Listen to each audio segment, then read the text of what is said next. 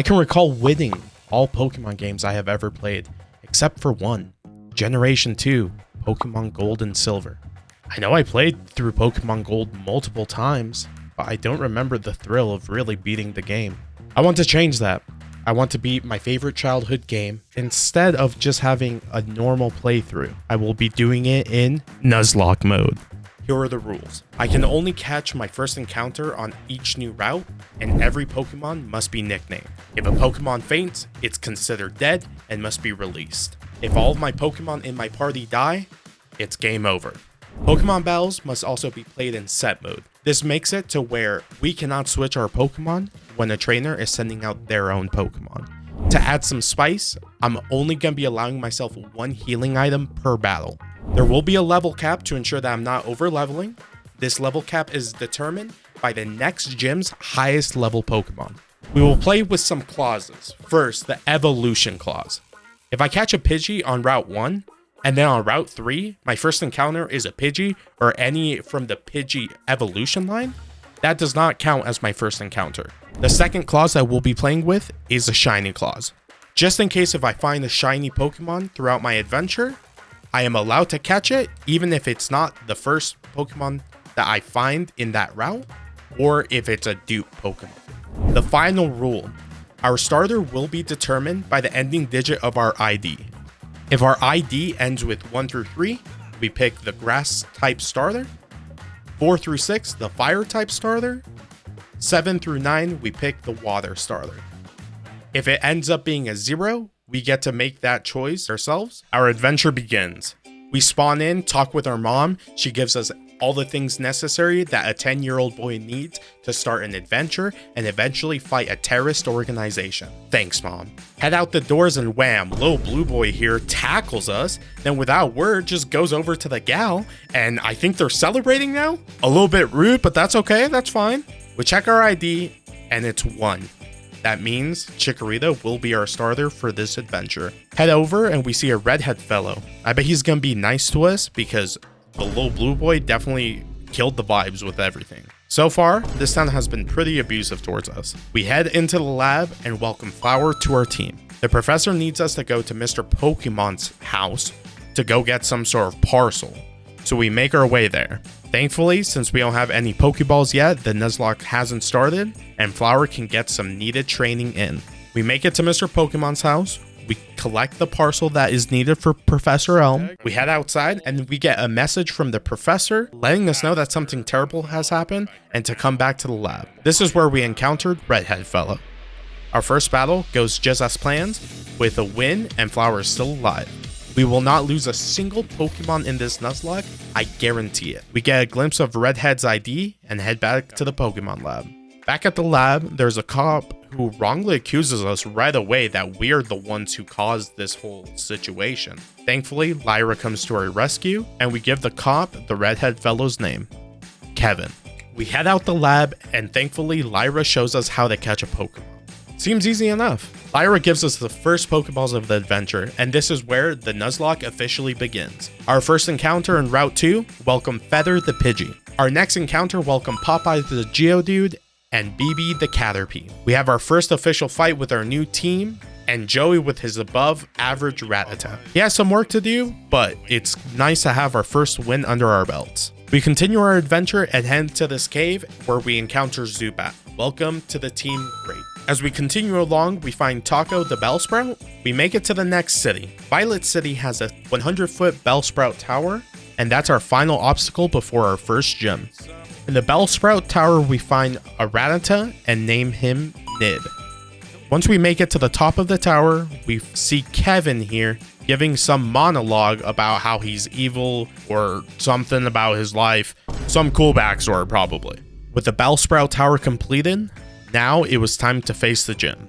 I did some training on the Pokemon I knew would have a major role in the next coming gym battle. This is where I make my first questionable decision of this Nuzlocke challenge. I only decided to train up Popeyes, Flower, and Feather to around level 12. I really think with the typing, Popeyes will be our main Pokemon to handle this gym easily. With Rock Throw, there's no way how we could lose. I know that training all of the Pokemon will not backfire on me. And here it is, the first gym battle, Faulkner. He brings out a Pidgey, and that was an easy KO for Popeyes. But here was the real challenge, this Pidgeotto. Popeyes hits one rock throw, and it seems like it's going to be an easy 2-hit KO. But unfortunately, Popeyes missed the second rock throw. This slowly snowballed, and this is where we find our first death. I unfortunately had to make the decision to sacrifice BB the Caterpie because I needed a free switch in into one of my healthier Pokemon to finish this battle. We have to say rest in peace, BB. Thankfully, BB's death did not go in vain, and we were able to beat Faulkner. That is our first badge of the adventure completed, but it's a bittersweet feeling. Professor Elm let us know that he had a gift egg for us, and that will be taking the place of BB on this team. We take the time to hatch the egg, and now we welcome Eggroll, the Togepi. We continue on our journey and go through Route 32, the Union Cave, and Route 33. We have the honor of welcoming Marshmallow the Mareep, Caramel the Sandshrew, and Puff the Hoppip. We get our first glimpse of Team Rocket, the terrorist organization that a 10-year-old has to stop. We head into Azalea Town and find this old guy talking about balls and how he had to stop Team Rocket, and then just leaves his little girl behind. We head back to the well and find out that Grandpa fell down and broke every bone in his body, leaving us to handle the Team Rocket's grunts by ourselves. Getting through Team Rocket was pretty easy, and here we meet Proton, a leader of Team Rocket. He gave us a little bit of a run for our money, but we were able to escape unscathed. After all of that, Team Rocket escapes and leaves, and all of a sudden, Grandpa feels all better. What a weenie, leaving us with Team Rocket by ourselves. Now with that out of the way, we can take on the second gym, but before that can happen, we must train. I am not going to make the same mistake that I did last time. I will make sure that I train everyone up so they're ready for this battle. We have a level cap of 17, so we have to get everyone up to speed. The nice thing about playing on an emulator, I can speed everything up, which makes training so much faster. Like, nothing can go wrong.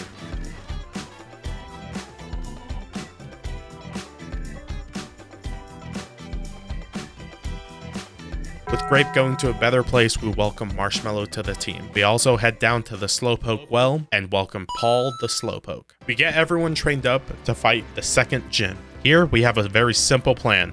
Geodude.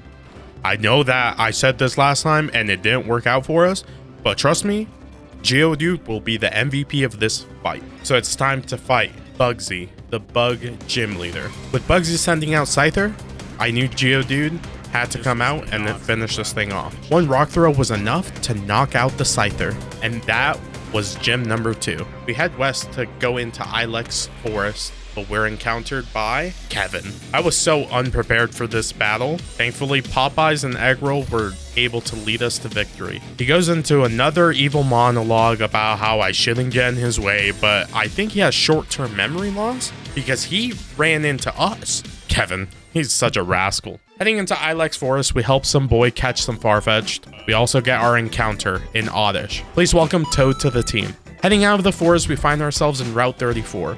We head up, beat all the trainers with ease, and our encounter for Route 34 in Abra. Abra only knows one move early on in the game, Teleport, meaning I would only have one opportunity to catch this Abra.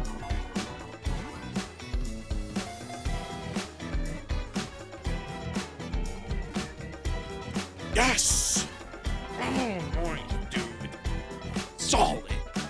And we welcome Spoons to the team. Heading into Goldenrod City, we're hungry for gym number 3. But someone blocking the entrance lets us know that the gym leader is getting a radio card. We head into the radio station, and to get a radio card, you have to answer 5 questions in a row. Thankfully, I'm a Pokemon god, and it only took me three tries. Yeah.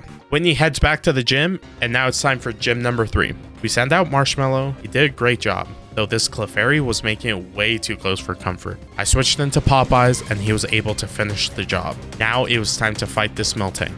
And after 10 full turns, finally Popeyes was able to prevail and get us gym badge number 3. We continue our adventure to Route 35 and encounter Nidoran.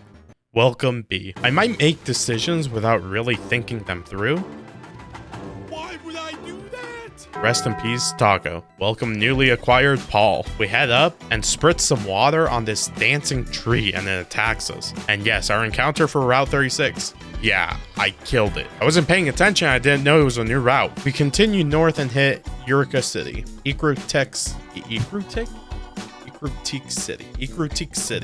Ecruteak City. We head over to this burned tower and we can see the 3 legendary dogs, Suicune, Raikou, and Entei. Our encounter for the burned tower, coffee. Welcome, Kumquat. We find Kevin up here, and just like some anime arc, he has come back stronger than ever. I was so unprepared with this battle. I went with the same plan for Ghastly. Send out Eggroll and have Eggroll take it on. This would be proved to be an unfortunate decision.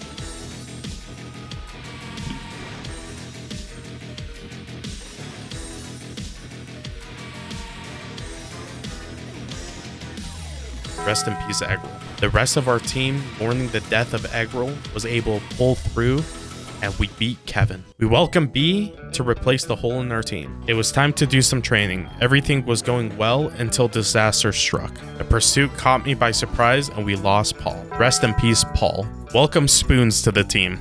We continued to train and soon enough, Spoons has evolved. Our positive energy was pushing us forward and there's no way how anything else could go wrong. Rest in peace, Flower. Welcome, Toad. Now we continue to train. Thankfully, nothing goes wrong. Or does it? No, I'm just kidding. Nothing will happen. B evolved and Toad evolves. Now it's time for Gym 4. And I'll be honest, ever since we lost Eggroll to that Ghastly, I've been dreading this battle. I know Morty has a strong team and anything could happen. We head into the fight and B comes in clutch, able to take on the Ghastly. Next was the Haunter. After a hypnosis, I knew that I had one chance to go into Spoons. From there, Spoons was able to one-hit KO the Haunter. Here came the Gengar. And how do we take on a Gengar? Like a complete weenie. We send out Feather, throw all of the sand at Gengar, and gust all around. This was one of the longest battles that I had to endure through, but it worked out in our benefit. From here, Spoons was able to finish off the final Haunter, and that completes our 4th badge. We continue along the adventure and head down to Olivine Town, but I know that we need Surf to continue along our journey.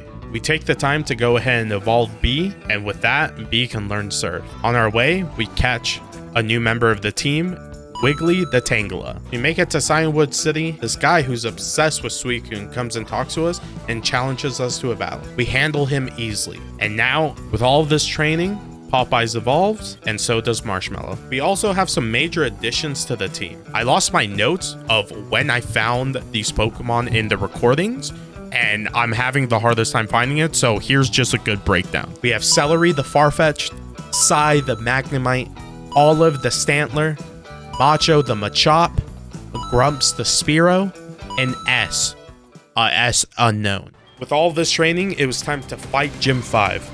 Before we can fight the gym leader, we have to go ahead and save him from drowning. He gets mad at us, but we're able to fight the 5th gym leader, Chuck, the fighting type gym leader. Thankfully, we were able to go ahead and beat the 5th gym leader and get our 5th gym badge. This takes us to the next part of our journey. We help Jasmine, the 6th gym leader, with healing this Ampharos. Hopefully with us helping her out, she'll go easy on us. We did have to do some training to go ahead and make sure that we were ready for this gym. I remember as a kid, I thought Jasmine was an electric type gym leader and nothing has changed. I went in thinking that this was just a full electric gym leader and that Popeyes was going to be able to handle everything. Unfortunately, I was wrong, and this caused us to not be prepared for this battle. Rest in peace, B. Rest in peace, Popeye. This has been our biggest defeat. 2 Pokemon gone in 1 battle. But even with 1/3 of our team gone, we were able to escape near defeat. With that, marks our 6th gym badge. We welcome Caramel and Wiggly to the team. We head up to the Lake of Rage, but not before we welcome Ima the Giraffe. One of the nicest things about doing a Nuzlocke challenge in any of the Heart Gold and Soul Silver games is you're basically guaranteed a shiny Gyarados.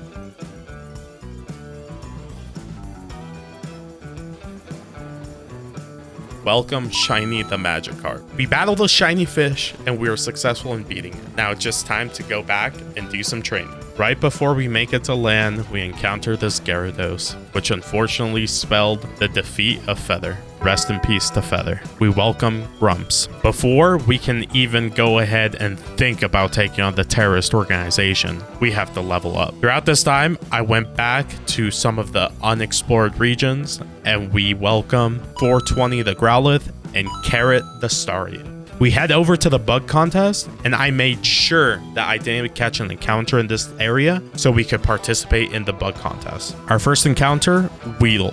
Though this will be a welcome addition to the team, there's no way how this gets us a win in the bug contest. I would be even surprised if we got top 3.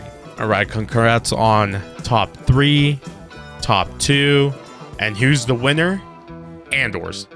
This Weedle won us the bug contest. We nicknamed her because she is her. We continue to train and we see evolutions from Grumps, Caramel, and Wiggly. And now it was time to go meet Lance to fight the terrorist organization. We head into the hideout and I think Lance just killed a man, but he's kind of the hero. So I guess we can't be mad at him. I'm not really 100% sure where the moral compass aligns with this, but we continue on. We go through and clear out the rocket hideout and we are able to catch Ball the Electrode.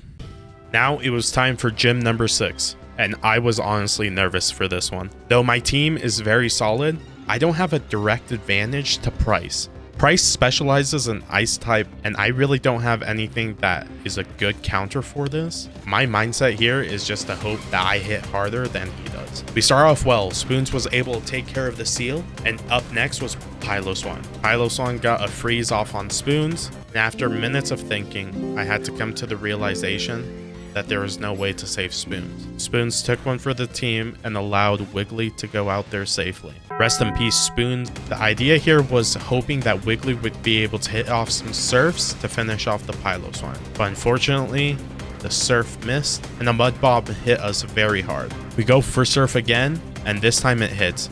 Unfortunately, it wasn't enough. The next Mud Bomb would be the last. Rest in peace.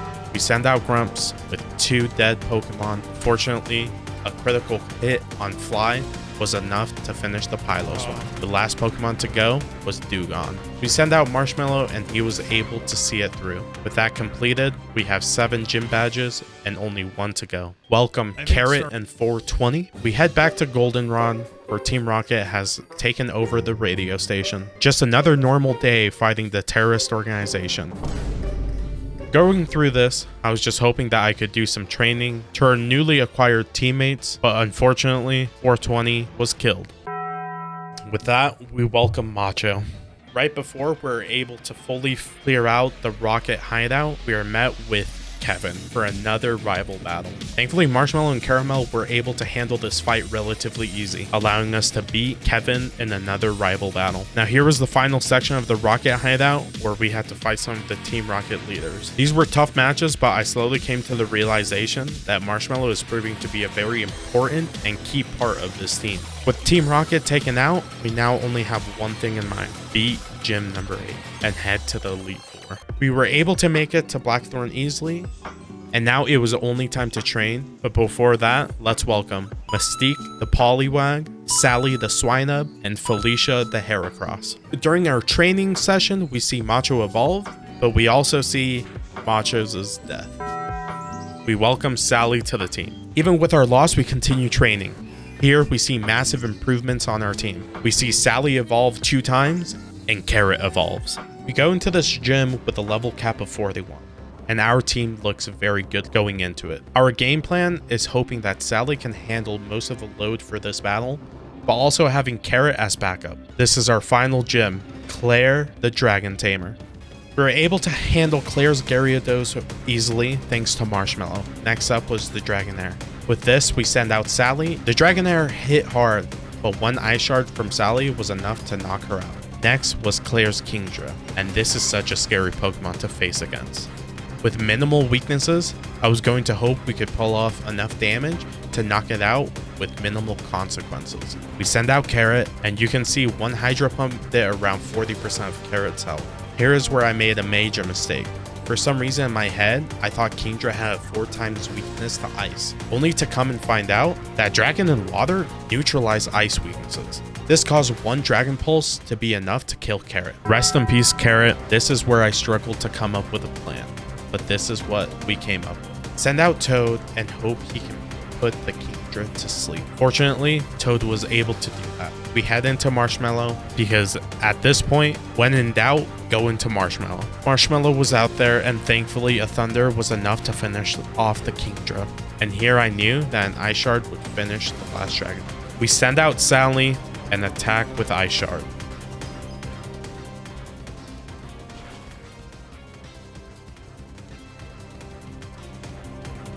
And that Dragonair lived by 1 HP.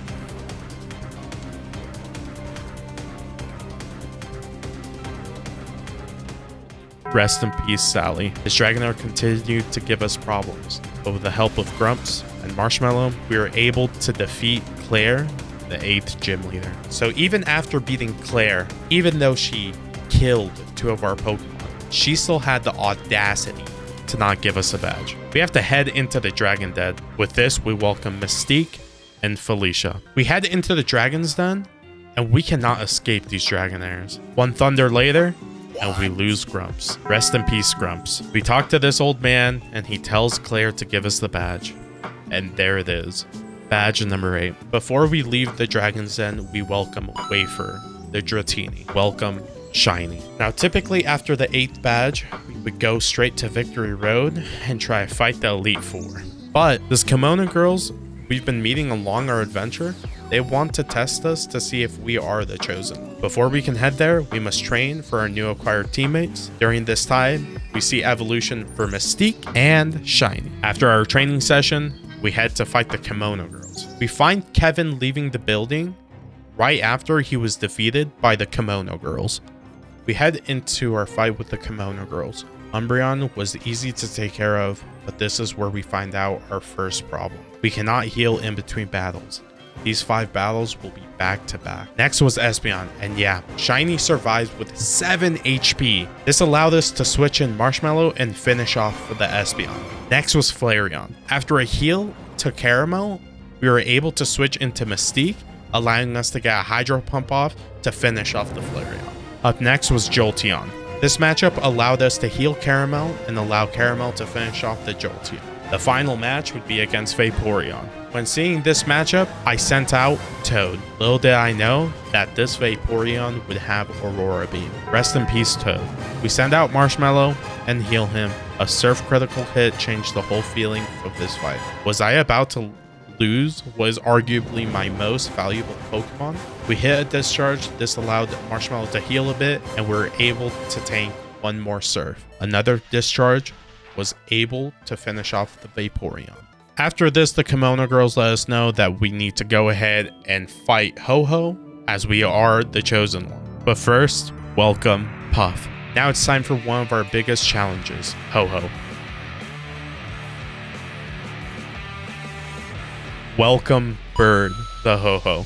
Now it's time to continue our journey and make it to the Indigo Plateau. Our road through Victory Road was nothing crazy, except this might be our last fight with Kevin. This fight with Kevin was not a challenge at all. We were able to confidently take him on and defeat him. We make it to Indigo Plateau. Before we can face the Elite Four members, we have to do some training. Before we do any training, please welcome Titan the Dawn Fan and Kiwi the Doduo. This was the home stretch, and it was time to train our team. After some training, Puff has made some evolutions, and here is where I learned a very valuable lesson. Always record everything. I didn't think we would ever see a Shiny in a normal run like this, but this is where Shiny Claws comes into play. Welcome Grape 2.0, the Shiny Golbat. And here we are at the entrance of the Elite Four. And this is where I truly felt pressure. After I go through that door, it's either I come out a champion or I fail my challenge. This is it. Welcome to the Elite Four. It's time for the first member of the Elite Four, Will. This was going to set the tone of the Elite Four, and what a fitting way for it to start.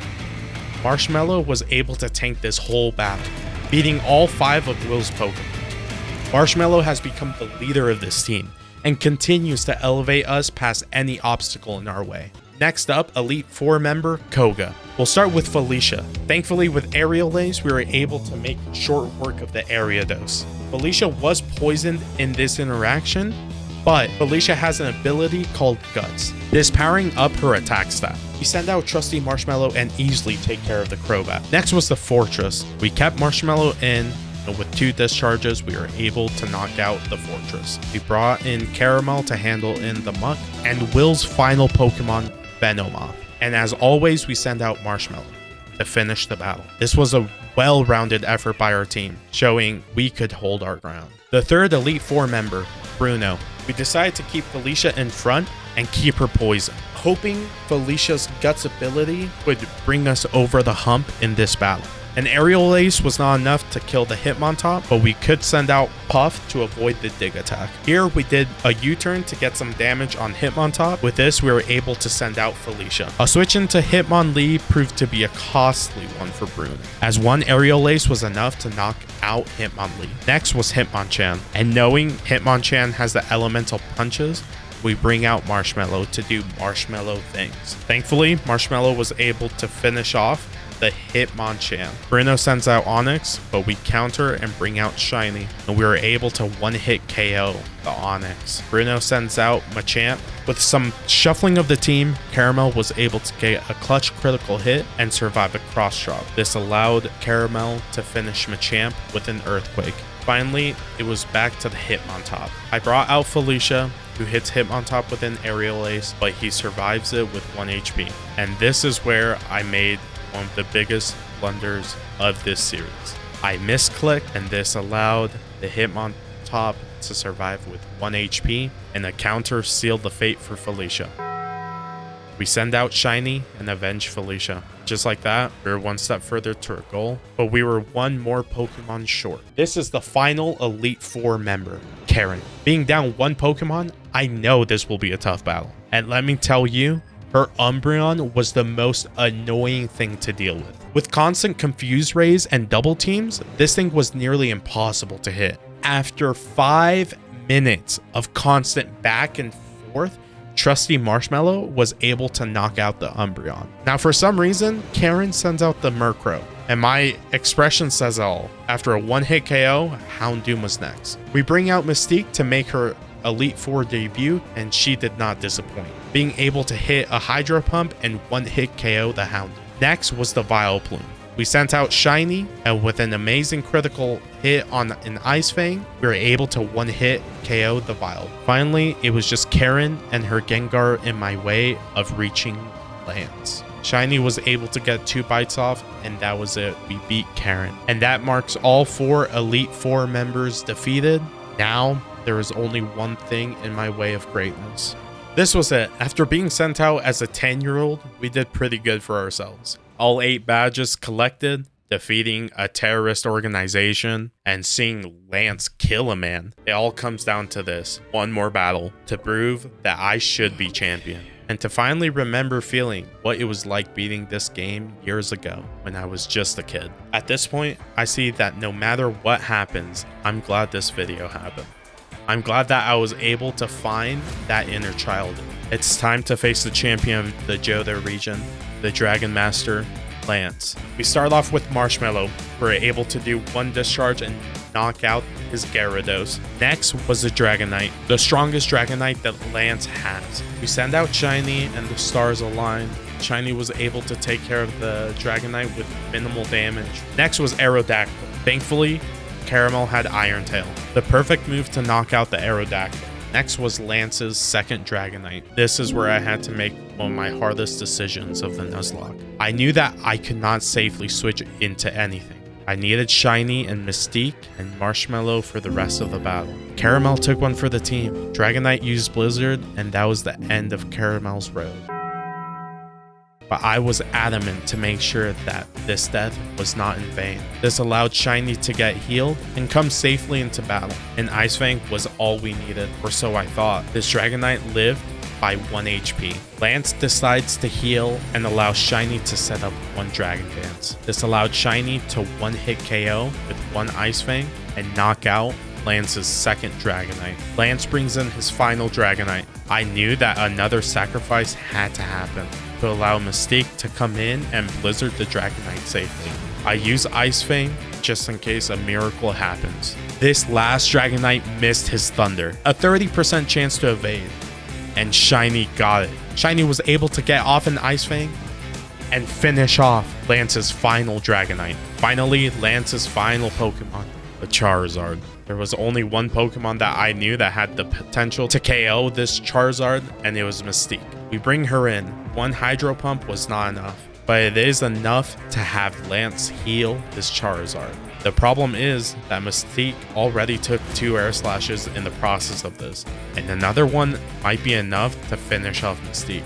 We have to take the chance. We set up Rain Dance as this will boost any water type moves that we do, and if Mystique survives, this should be enough to one-shot the Charizard.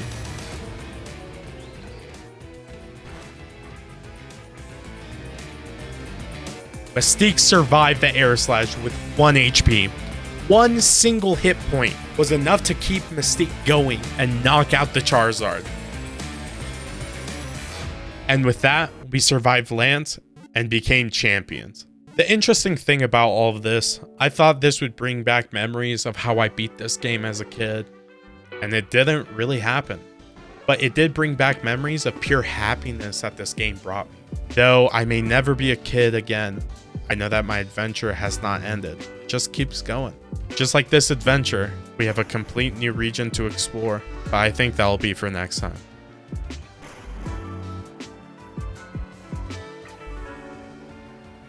If you enjoyed the video, consider subscribing to the channel.